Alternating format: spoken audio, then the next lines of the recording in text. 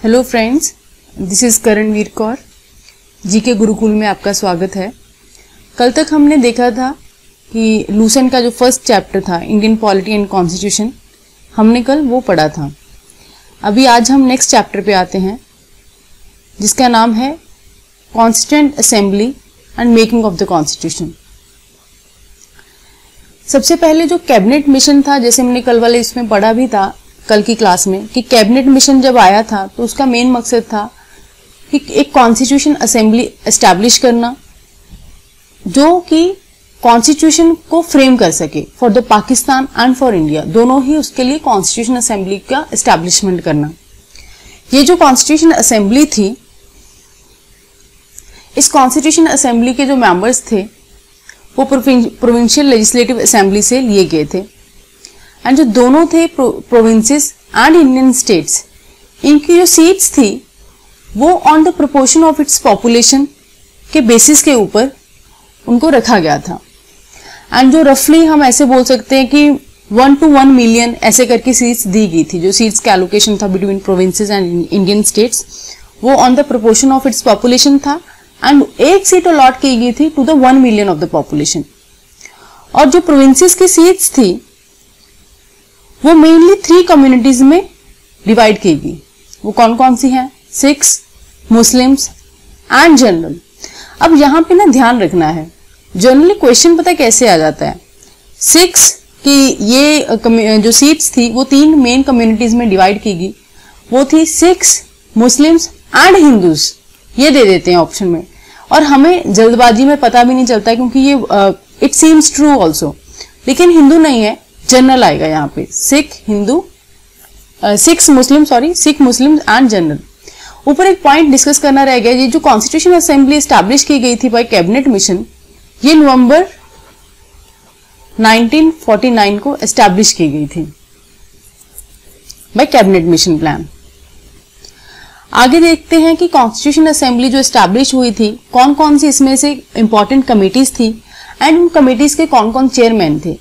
यहाँ पे वैसे डिटेल से पूरा एलैबोरेट करके एक टेबल दे रखा है, लेकिन कौन कौन सी सबसे ज्यादा इंपॉर्टेंट है हम उसी को पढ़ेंगे एंड उसी को ध्यान में रखेंगे। सबसे पहले यहाँ पे आ जाता है रूल्स ऑफ प्रोसीजर कमेटी, जिसको डॉक्टर राजेंद्र प्रसाद ने लीड किया था। वो जो चेयरमैन थे उसके डॉक्टर राजेंद्र प्रसाद थे। एंड स्टीयरिंग कमेटी, ये दोनों कमेटी इंपॉर्टेंट है और दोनों कमेटी के जो हेड थे उसको हेड कर रहे थे वो डॉक्टर राजेंद्र प्रसाद कर रहे थे। इसको आप ऐसे भी याद रखते हैं कि आर से rules of procedure committee and R से राजेंद्र प्रसाद, और आर एस करके जो ऐसे सीक्वेंस है हमारी इंग्लिश की अल्फाबेट्स का, तो ये दोनों आर एंड एस जो थे वो राजेंद्र प्रसाद कर रहे थे। तो ऐसे थोड़ा इजी हो जाएगा। तो ऐसे छोटी छोटी चीजें हम अपनी तरफ से अगर बना लें तो ना ये चीजें थोड़ी और इजी हो जाती हैं दिमाग में रखना। आगे जैसे फाइनेंस एंड स्टाफ कमेटी जो थी उसको भी डॉक्टर राजेंद्र प्रसाद ही उसके जो चेयरमैन थे डॉक्टर राजेंद्र प्रसाद थे। और नेक्स्ट जो एडहॉक कमेटी बनी थी ऑन नेशनल फ्लैग, इसको डॉक्टर राजेंद्र प्रसाद देख रहे थे। इसके जो चेयरमैन थे वो डॉक्टर राजेंद्र प्रसाद थे। ये जो कमेटी है union constitution committee, union constitution committee, union power committee and state committee, ये तीनों कमेटी के जो चेयरमैन थे वो पंडित जवाहरलाल नेहरू थे। ये बहुत इंपॉर्टेंट है, ये तीनों पूछा जाता है। और जो स्टेट्स कमेटी है ना, स्पेशली इसको हम ना ज्यादातर उसके साथ कंफ्यूज कर देते हैं, सरदार वल्लभ भाई पटेल के साथ। हमें लगता है कि स्टेट का जब रीऑर्गेनाइजेशन हुआ और उससे पहले जब भी पूरी स्टेट्स को लेने का था, तो ये मेन काम जो था वो उनके करता धरता पंडित सरदार वल्लभ भाई पटेल थे। लेकिन स्टेट्स कमेटी जो है वो ध्यान में रखना है पंडित जवाहरलाल नेहरू ही उसके चेयरमैन थे। और आगे आती है advisory committee on fundamental rights, minorities, tribals and excluded areas. और साथ में यहाँ पे मेंशन है, लिख रखा है पेन के साथ, कि जो प्रोविंशियल कॉन्स्टिट्यूशन कमेटी थी प्रोविंसेस की, इसको लीड किया था, इसको हेड थे, चेयरमैन थे डॉक्टर सरदार वल्लभ भाई पटेल। लेकिन स्टेट्स के नहीं थे, स्टेट कमेटी के थे डॉक्टर राजेंद्र प्रसाद, प्रोविंसेस के जो थे वो डॉक्टर सरदार वल्लभ भाई पटेल थे। इनको मैं बार बार डॉक्टर बोल के डॉक्टर ही बना दे रही हूँ, लेकिन ये सरदार वल्लभ भाई पटेल हैं। फिर ड्राफ्टिंग कमेटी, ये तो मतलब सबको पता रहता है, ये स्कूल से हम पढ़ना चालू हो जाते हैं। और संविधान किसने बनाया, संविधान किसने बनाया, डॉक्टर राजेंद्र प्रसाद, डॉक्टर अंबेडकर ने। लेकिन फिर हम डिटेल में पढ़ते हैं तब पता चलता है कि ड्राफ्टिंग कमेटी के हेड BR अम्बेडकर थे। एक्चुअली ड्राफ्टिंग कमेटी सबसे मेन कमेटी थी, उसमें मेन ड्राफ्ट किया जाता है कि क्या क्या चीजें इसमें होगी, कैसे कैसे होगी। तो उसके जो चेयरमैन थे वो डॉक्टर BR अम्बेडकर थे। उसके नीचे आ जाता है committee on the functions of the constitutional assembly, इसके थे JV मेवलानकर। इसके चेयरमैन, जब constitution assembly as a legislative body मिलती थी, हमने कल पढ़ा था कि जब तक फिर हमारा कॉन्स्टिट्यूशन हमने फुल फ्लेजेड ऑपरेशन में नहीं आया, तब तक जो कॉन्स्टिट्यूशन असेंबली थी वही असेंबली ही as a legislative body role play कर रही थी। और इस लेजिस्लेटिव बॉडी के जो चेयरमैन थे, जब ये एज अ लेजिस्लेटिव बॉडी मिलती थी तब तो इसके चेयरमैन जो होते थे जब JV मेवलानकर होते थे, लेकिन जब ये committee as a constitution committee मिलती थी तब इसको कौन हेड करता था? कल पढ़ा था हमने, डॉक्टर राजेंद्र प्रसाद। कल जब एंड में हम देख रहे थे तब उसमें ये चीजें थी। सो आगे ये 2-3 कमेटीज के बारे में और दिया है, वो आप यहां से देख सकते हैं, लेकिन जो इंपॉर्टेंट कमेटीज थी वो लगभग हमने डिस्कस कर ली हैं। आगे ये जो कॉन्स्टिट्यूशन बनाने का, जो कॉन्स्टिट्यूशन असेंबली के द्वारा बनाने का काम था, ये फाइनलाइज किया गया था। इसको कितना समय लगा था? 2 साल 11 महीने और 18 दिन, 2 years 11 months एंड 18 days ये कॉन्स्टिट्यूशन को फुल फ्लेजेड बनाने में लगे थे। और जो ऑब्जेक्टिव रेजोल्यूशन था जो जवाहरलाल नेहरू ने, पंडित जवाहरलाल नेहरू ने पास किया था, वो उसका जो फाइनल सेशन था वो 13 दिसंबर 1946 को हुआ था। ये बहुत ही ज्यादा इंपॉर्टेंट है ये वाली डेट, क्योंकि क्या है, ये प्रीवियस ईयर क्वेश्चन है ऑलरेडी, UPSC ने पूछ दिया है एक बार। उसमें क्या है ना, डेट के साथ कंफ्यूज कर देते हैं इसको। इसमें ये यहाँ 13 की जगह 6 या 9 या फिर ऐसे 11 या 12 डाल देंगे। इन डेट्स पे भी हुए थे सेशन, इन डेट्स पे भी हुए थे, लेकिन इसको जो फाइनल सेशन था जिसमें अडॉप्ट किया गया था वो था दिसंबर 13, 1946। ये कॉन्स्टिट्यूशन असेंबली का जिसमें ऑब्जेक्टिव रेजोल्यूशन मूव किया गया था बाय जवाहरलाल नेहरू, वो 13 दिसंबर 1946 है। तो ये चीजें थोड़ा ध्यान में रखना है।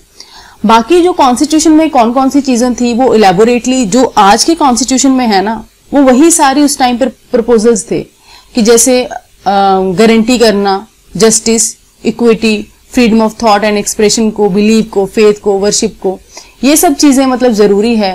माइनॉरिटीज को सेफगार्ड करना, उनके राइट्स को सेफगार्ड करना, ट्राइबल एरिया और ट्राइबल इशू, जो डिप्रेस्ड क्लास हैं, ये ट्राइबल पॉपुलेशन है, ST, SC population, depressed class, minorities, इनकी सेफ्टी के लिए इनको सेफगार्ड करना। और फिर जो इंडिया की इंटीग्रिटी है, इसकी टेरिटोरियल जो इसका एज ए रिपब्लिक स्टेटस है या फिर सोवरेन राइट्स हैं, उसको सेफगार्ड करना। तो बेसिकली जो आज के कॉन्स्टिट्यूशन में जो चीजें हम पढ़ते हैं वो प्रपोजल सारे उस टाइम पे इसमें जो मेन प्रपोजल्स हैं वो दे रखे हैं कि ये चीजें उस टाइम पे प्रपोज की गई, ये हम कॉन्स्टिट्यूशन में चाहते हैं, ऐसा ऐसा हमारा संविधान होना चाहिए। और संविधान के एक जो सबसे मेन मेंबर थे वो जो किसी कमेटी को चेयरमैन नहीं थे लेकिन वो एडवाइजर थे, उनका नाम था BN Rao. Doctor BN Rao जो थे वो एडवाइजर थे, कॉन्स्टिट्यूशनल एडवाइजर थे। और ये हमने ऑलरेडी पढ़ लिया है कि ड्राफ्टिंग कमेटी के जो हेड थे वो डॉक्टर BR अम्बेडकर थे। और ये कमेटी ने कितना टाइम लिया, कॉन्स्टिट्यूशन बनाने को कितना टाइम लिया? 2 साल 11 महीने और 18 दिन। उसके बाद नेक्स्ट है the members of the drafting committee. इसके जो मेंबर्स हैं ये भी काफी इंपॉर्टेंट है, कुछ बार ऑप्शंस में देके फिर उसके बाद में कंफ्यूज कर देते हैं बीच में, थोड़ा एक बार 2 बार अगर पढ़ लें तो दिमाग में ये बैठ सकते हैं। जैसे N गोपाला स्वामी अयंगर, अलादी, कृष्णा स्वामी अय्यर, इसको ना आप ऐसे इनके अगर सरनेम से याद रखोगे ज्यादा इजी रहेगा। जैसे A से अयंगर, अलादी, अय्यर, ऐसे करके मुंशी, तो सदुल्ला, फिर मित्र और खैतान जो थे वो रिप्लेस हो गए थे, क्योंकि रिप्लेस नहीं हुए थे ऐसा, इनकी डेथ हो गई थी, फिर उसके बाद में जी कृष्णामाचारी के साथ में रिप्लेस कर दिए गए थे। तो इस तरीके से ये थोड़ा ज्यादा इजी हो जाएगा। और ड्राफ्ट हमने पहले ही पढ़ा था कि जो फाइनल रीडिंग थी वो नवंबर 26, 1949 को फुल फ्लेजेड कंप्लीट हो गया और फिर फुल ऑपरेशन में आ गया था हमारा 26 जनवरी से। और इससे पहले जब हमने अडॉप्ट किया था कॉन्स्टिट्यूशन को 26 नवंबर 1949 को कुछ कुछ चीजें थी जो तभी से ही ऑपरेशन में आ गई थी, जैसे citizenship, elections, provincial parliaments etcetera, और कुछ चीजें थी जो तभी से ही इमीडिएट इफेक्ट में आ गई थी। तो अगर ऐसे पूछ देता है कि उस टाइम पे कब कुछ भी इफेक्ट में नहीं आया था, या फिर और भी बहुत सारी चीजें इसमें डाल सकते हैं, तो इसमें हम थोड़ा आइडेंटिफाई कर सकते हैं कि ये जो कुछ कुछ चीजें थी वो तभी से इन्होंने कर दिया था कि अभी से लागू होंगी। बाकी फुल फ्लेजेड जो केम इनटू फोर्स था वो 26 जनवरी से ही हुआ था 1950 से, और इसीलिए 26 नवंबर को ही, क्योंकि तब ऑपरेशन में हमने अडॉप्ट कर लिया था, उसको हम एज अ कॉन्स्टिट्यूशन डे भी सेलिब्रेट करते हैं संविधान में। और इस चैप्टर में कुछ खास था नहीं, और अभी हम थर्ड चैप्टर पे चलते हैं, different sources of the Indian constitution. इसमें ये है कि जैसे हमने कल पढ़ा था कि जब कॉन्स्टिट्यूशन असेंबली बन गई, कॉन्स्टिट्यूशन असेंबली का जो ब्लूप्रिंट रहेगा, जो इसका बेसिस रहेगा, जिसके ऊपर पे हम डिटेल से कॉन्स्टिट्यूशन को एलेबोरेट कर सकते हैं, वो रहेगा गवर्नमेंट ऑफ इंडिया एक्ट 1935। ये हमने कल भी देखा था। तो इसीलिए जब ये आता है कि कौन कौन से सोर्सेज हैं, कौन से डिफरेंट सोर्सेज हैं, कहां से हमने कौन कौन सी चीजें ली, तो इसके सबसे ऊपर सबसे पहले आता है गवर्नमेंट ऑफ इंडिया एक्ट 1935। ये जब आप लक्ष्मीकांत भी पढ़ते हो उसमें भी ये सेम ही दिया हुआ है, मतलब ऐसे ही है। आई थिंक ये वाली चीजें तो खाली कॉपी पेस्ट की गई हैं। गवर्नमेंट ऑफ इंडिया एक्ट 1935 से हमने कल ही, जैसे ये चीजें मैंने कल ही बताई थी कि ऑफिस ऑफ गवर्नर, इमरजेंसी की जो पावर थी और फेडरल सिस्टम की जो चीजें थी, इसका जो बेसिस है वो 1935 एक्ट ही था। ये सब हमने यहाँ से बोरो की थी, ये बोल सकते हैं यहीं से ही हमने आगे इसको लिया था। और कॉन्स्टिट्यूशन ऑफ ब्रिटेन से हमने लॉ मेकिंग प्रोसीजर्स लिए थे, रूल ऑफ लॉ लिया था। रूल ऑफ लॉ इंपॉर्टेंट है, ये थोड़ा ध्यान में रखना है। बाइकैमरल पार्लियामेंट्री सिस्टम लिया था, ऑफिस ऑफ कैग लिया था। अब कॉन्स्टिट्यूशन ऑफ यूएसए, अमेरिका के कॉन्स्टिट्यूशन से हमने ज्यादातर इंडिपेंडेंट ऑफ जुडिशरी की जो पावर्स थी वो ली। जुडिशरी के रिलेटेड हमने ज्यादातर चीजें ना यूएसए से ली हैं। तो अगर ऑप्शन में आ जाता है और हमें कोई आंसर नहीं पता, हम और आंसर लगाना भी जरूर है, तो अगर हम यूएसए को टिक लगा देंगे तो उसके ठीक होने के चांसेस ज्यादा होंगे। जैसे हम देख सकते हैं यहाँ पे जुडिशरी, इंडिपेंडेंस ऑफ जुडिशरी लिया, फिर जुडिशियल रिव्यू भी हमने यहीं से लिया, फिर रिमूवल ऑफ सुप्रीम कोर्ट जैसे है ये यहाँ से लिया, हाई कोर्ट के जजेस का भी यहीं से लिया था। ठीक है, तो ये आप देख सकते हो 4-5 पॉइंट तो जुडिशरी के, सुप्रीम कोर्ट के, हाई कोर्ट के यहीं से आ गए। उसके बाद में प्रियम्बल, फंक्शंस ऑफ प्रेसिडेंट हमने यहां से लिया, और जो सबसे इंपॉर्टेंट है वो है फंडामेंटल राइट्स। ये बिल्कुल नहीं भूलना, और कुछ भी भले भूल जाए कि फंडामेंटल राइट्स हमने कहां से लिए थे, क्योंकि ये बहुत ज्यादा इंपॉर्टेंट है। ये हमारे फंडामेंटल राइट्स हैं, हमें पता होना चाहिए कौन सी कंट्री से इंडिया ने बोरो किए हैं। उसके बाद है कॉन्स्टिट्यूशन ऑफ कनाडा। कनाडा में जो अभी हम पार्लियामेंट्री सिस्टम हमारे चल रहा है ना, जैसे स्ट्रॉन्ग सेंटर, उसके बाद में फेडरल सिस्टम है, ये सब जो चीजें हैं जैसे इंडिया में है वैसे कनाडा में है। तो इसीलिए इसको ऐसे भी याद रख सकते हैं कि जैसे federation with the strong centre to provide the residual powers of the centre, supreme court's advisory jurisdiction. ये तो मतलब इतना कैसे, ये तो शायद नहीं पूछेंगे। कॉन्स्टिट्यूशन ऑफ आयरलैंड, आयरलैंड से हमने डीपीएसपी लिए, directive principles of state policy. Presidential election कैसे होने चाहिए वो हमने देखा। नॉमिनेटेड मेंबर्स जो थे राज्यसभा के वो भी हमने यहीं से लिए, और इसमें दो चीजें मेन इंपॉर्टेंट है, मेथड्स ऑफ प्रेसिडेंशियल इलेक्शन और डीपीएसपी हमने यहां से बोरो किए। उसके बाद है कॉन्स्टिट्यूशन ऑफ ऑस्ट्रेलिया, डायरेक्टली यहीं पे आते हैं। ऑस्ट्रेलिया से हमने कंकरेंट लिस्ट का लिया, ट्रेड एंड कॉमर्स के प्रोविजंस लिए। ये कंकरेंट लिस्ट वाला इंपॉर्टेंट है, ये भी थोड़ा ध्यान में रखना है। उसके बाद में आते हैं कॉन्स्टिट्यूशन ऑफ फ्रांस पे। फ्रांस से हमने लिया था एक तो रिपब्लिकन सिस्टम लिया, दूसरा हमने लिया था लिबर्टी, इक्वालिटी एंड फ्रेटर्निटी। ये हम कॉन्स्टिट्यूशन के जो पॉल लक्ष्मीकांत की बुक है इसमें ये बहुत डिटेल से डेफिनेशंस के साथ भी दे रखे हैं। ये हमारे कॉन्स्टिट्यूशन में भी हैं, ये हमारे प्रियम्बल में भी हमारा पार्ट है, प्रियम्बल में हमने तीनों चीजें ले रखी हैं। तो ये बहुत इंपॉर्टेंट है। लिबर्टी, इक्वालिटी, फ्रेटर्निटी हमने कहां से ली है? फ्रांस से ली है। ये ध्यान में रखना है। फ्रेटर्निटी से फ्रांस, फ्रेटर्निटी से एफ से फ्रेटर्निटी, तो ऐसे लिबर्टी, इक्वालिटी, फ्रेटर्निटी जहां भी आएंगे ये तीनों इकट्ठे आएंगे, तो ऐसे थोड़ा दिमाग लगा कैसे भी याद रख सकते हैं। और यूएसएसआर, रशिया से उस टाइम का जो यूएसएसआर था उस वहां से हमने फंडामेंटल ड्यूटीज ली। Ideas of justice in preamble लिए, ये देखना है। उसके बाद में नेक्स्ट हम देखते हैं important parts, articles of the constitution of India. कौन कौन से इंपॉर्टेंट आर्टिकल्स हैं एंड कौन कौन से इंपॉर्टेंट पार्ट्स हैं। सबसे पहले पार्ट में जैसे यूनियन एंड टेरिटरीज के बारे में बता रखा है, फिर उसके बाद सेकंड पार्ट में सिटीजनशिप के बारे में बता रखा है, थर्ड पार्ट में फंडामेंटल राइट्स के बारे में बता रखा है। ये थर्ड पार्ट बहुत इंपॉर्टेंट है, फंडामेंटल राइट्स। और फंडामेंटल राइट्स के जितने भी आर्टिकल्स हैं जो यहीं से शुरू हो रहे हैं, राइट टू इक्वालिटी यहां तक, ये बहुत इंपॉर्टेंट है। इसको डिटेल से एक एक करके देखते हैं क्योंकि डायरेक्टली क्वेश्चन आ जाता है। मैं आगे जाके अभी आपको बताती हूँ कि कैसे यूपीएससी ने एक ही क्वेश्चन को 3 बार रिपीट कर दिया है। अभी देखते हैं हम। सबसे पहला जो है that is right to equality.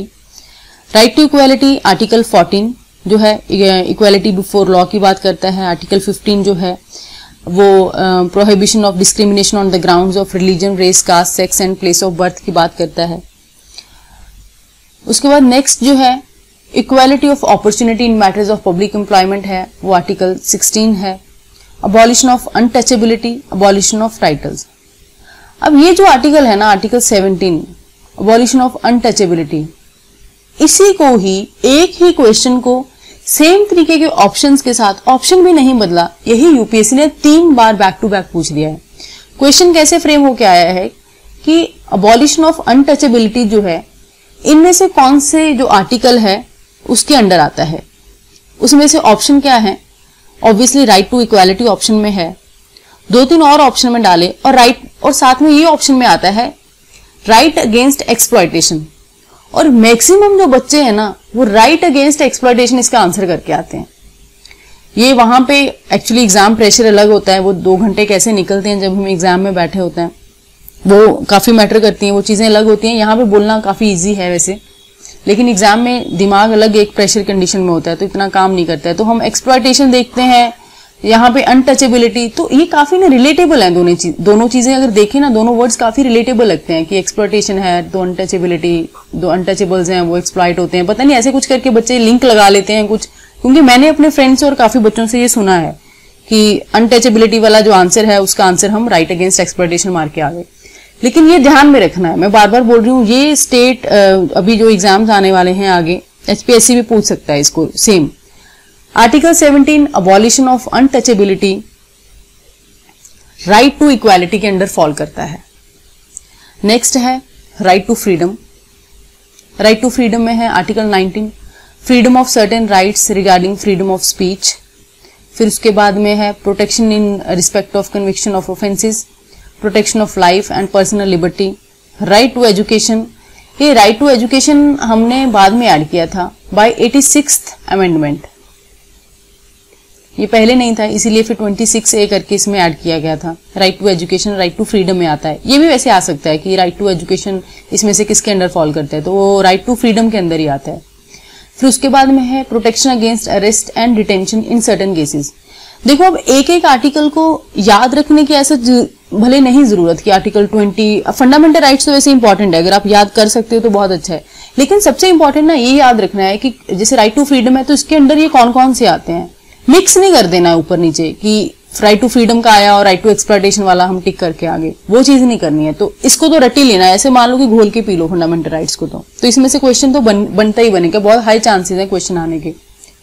Right against exploitation, इसमें है article 23 prohibition of traffic in human beings and forced labour.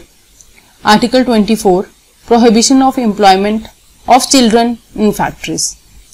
Right to freedom of religion, article 25, 26, 27 से लेके 28, ये बस डायरेक्टली आप ऐसे भी याद रख सकते हो। 25 से लेके 28 आर्टिकल जो हैं वो राइट ऑफ फ्रीडम की बात करते हैं। उसके बाद है cultural and fundamental rights, article 29 and article 30। इसमें है protection of interest of minorities, right of minorities to establish and administer the education institutions. अब यहां पे ना क्वेश्चन एक और तरीके से बन के आ सकता है कि ये जो माइनॉरिटीज की बात हुई है, क्या ये लिंग्विस्टिक माइनॉरिटीज की बात हुई है या फिर ये लिंग्विस्टिक मिनॉरिटी के साथ साथ रिलीजियस मिनॉरिटी की भी बात हुई है। तो ये जो है ना article 29 protection of interest of minorities, यहाँ पे लिंग्विस्टिक एंड रिलीजियस दोनों की बात है। लिंग्विस्टिक भी प्रोटेक्टेड है एंड रिलीजियस मिनॉरिटीज भी प्रोटेक्टेड हैं, तो ये ध्यान में रखना है। उसके बाद में आगे कुछ आर्टिकल्स हैं, राइट टू कॉन्स्टिट्यूशनल रेमेडीज हैं, ये सब दिया है, ये आप पढ़ लेना एक बार, लेकिन एक बार ऊपर से इसमें से नजर मार सकते हो। जो इंपॉर्टेंट है वो मैं आपको बताती जाऊंगी। उसके बाद आता है directive principles of the state policy. Directive principle of state policy जो है इसको 3 हिस्सों में डिवाइड किया जा सकता है। इसमें जो जब आप लक्ष्मीकांत में भी पढ़ते हो ना इसको, तो ये 3 पार्ट्स में डिवाइड करके दिखाता है। ये जो डीपीएसपीज हैं ये पार्ट 4 के अंडर ऐड किए गए थे, और इसको नोवल फीचर्स भी बोला जाता है। ये नोवल फीचर्स इसको किसने बोला था? BR अम्बेडकर ने, बाबा साहिब अम्बेडकर ने, उन्होंने इसको नोवल फीचर्स भी बोला था। और ये जो directive principles of state policy DPSPs हैं, ये 3 हिस्सों में डिवाइड करके हम पढ़ते हैं लक्ष्मीकांत में। Socialist principles, Gandhian principles and liberal intellectual principles. Socialist, Gandhian, liberal intellectual principles, ये 3 उसमें कैटेगरीज में है। बाकी आगे इस चैप्टर में आई थिंक लूसेंट में डिटेल में होगा, तो हम आगे जाके इसको और डिटेल में पढ़ेंगे। फिलहाल यहाँ पे सिर्फ ये दिया हुआ है कि कौन से आर्टिकल्स इंपॉर्टेंट हैं और क्या क्या चीजें दी हैं। फंडामेंटल ड्यूटीज आ गया, फंडामेंटल ड्यूटीज भी पार्ट 4A में ऐड किए गए हैं अंडर आर्टिकल 51A। इसको अगर आप ऐसा चीज याद रख लोगे ना, यहाँ से भी क्वेश्चन फ्रेम हो सकता है कि कौन से पार्ट के अंडर फंडामेंटल ड्यूटीज आती हैं, तो वो पार्ट 4A है। डीपीएसपीज जो हैं वो पार्ट 4 में खाली आते हैं। उसके बाद हम पार्ट 5 में आते हैं यूनियन, और फिर ये सारी चीजें जो है ना हम आगे जाके जब जैसे जैसे चैप्टर आएगा ना वैसे वैसे हम डिटेल में पढ़ेंगे कि कौन कौन सा आर्टिकल इंपॉर्टेंट है, कौन सा नहीं है, क्योंकि ऐसे ये वैसे मुझे लग नहीं रहा कि ऐसे दिमाग में रहेगा। जैसे आर्टिकल 74 है, आर्टिकल 74 काफी इंपॉर्टेंट है। Council of ministers aid and advice करते हैं प्रेसिडेंट को, ये चीज इंपॉर्टेंट है, इसको ध्यान में रखना है। और ऑर्डिनेंस जो पास करने का है वो कहाँ, 123, ये रहा आर्टिकल 123। ये जो ऑर्डिनेंस पास, इसमें जो है प्रेसिडेंट जो है वो ऑर्डिनेंस को प्रोमलगेट कर सकता है, पास कर सकता है during the recess of the parliament. इसको हम डिटेल में पढ़ेंगे, इसका आगे मतलब क्या है। तो वो आर्टिकल 123 है कि ऑर्डिनेंस का, प्रेसिडेंट ऑर्डिनेंस को पास कर सकता है, तो ये थोड़ा ध्यान में रखना है। उसके बाद मनी बिल वाला एक इम्पॉर्टेंट है, वो ये रहा आर्टिकल 110। आर्टिकल 110 ये मनी। नेक्स्ट हम देखते हैं कि कौन कौन से पार्ट्स इंपॉर्टेंट हैं, कौन कौन से पार्ट इंपॉर्टेंट हैं। जैसे जो पार्ट 9 है, पार्ट 9 में पंचायत के बारे में बोला गया है, ये रहा पंचायत पार्ट 9। और उसके बाद जो पार्ट 9A है उसमें म्यूनिसिपैलिटीज के बारे में बोला है। ये FSSAI का कोई एग्जाम आया था, मैं उसका कोई क्वेश्चन पेपर देख रही थी, उसमें भी ये क्वेश्चन ना पूछा हुआ था ऐसे डायरेक्टली कि पंचायत जो है वो कौन से पार्ट में आता है, मतलब इसका कौन सा पार्ट है। ये पार्ट 9 है पंचायत का। उसके बाद में इमरजेंसी का भी इम्पोर्टेंट है, ये यहाँ पे है 18, पार्ट 18 जो है वो उसमें इमरजेंसी प्रोविजंस दे रखी हैं। फिर उसके बाद में है बाकी जो चीजें हैं ना इसके रिलेटेड, जैसे पार्ट 20 जो है वो article 368 amendment of the constitution के बारे में बताता है। अमेंडमेंट ऑफ द कॉन्स्टिट्यूशन जो है वो आर्टिकल 368 के अंडर ही हो सकती है, और इसके लिए 50% ऑफ द मेजोरिटी चाहिए होती है, 50% और 2/3 of the members present and voting चाहिए होती है, और कंसेंट इसके साथ साथ में 1/3 ऑफ द स्टेट जो है उसका कंसेंट चाहिए होता है, और वो 50% मेजोरिटी के साथ जब पास कर देते हैं। ये ऐसे पता नहीं चलेगा। इसको जब आगे पढ़ेंगे ना और डिटेल के साथ में थोड़ा, तो तब लिख के सब डिटेल से इसको बता देंगे। तो आज की वीडियो में हम यहीं तक डिस्कस करते हैं। इम्पोर्टेंट आर्टिकल्स देख लिए हमने जो थोड़े बहुत थे, बाकी पार्ट्स देख लिए। बाकी आगे जो है ना वो डिटेल में जब जाएंगे एक एक करके, तो उसको डिटेल में आगे पढ़ेंगे। तो होप आपको यहाँ तक का सेशन जो है, आज चीज़ें जो हैं वो समझ आ गई होंगी। तो कल हम एक नई वीडियो के साथ नेक्स्ट जो चैप्टर है लूसेंट का, उसमें मिलेंगे और आगे चीज़ों को फर्दर डिटेल में पढ़ेंगे। So thank you.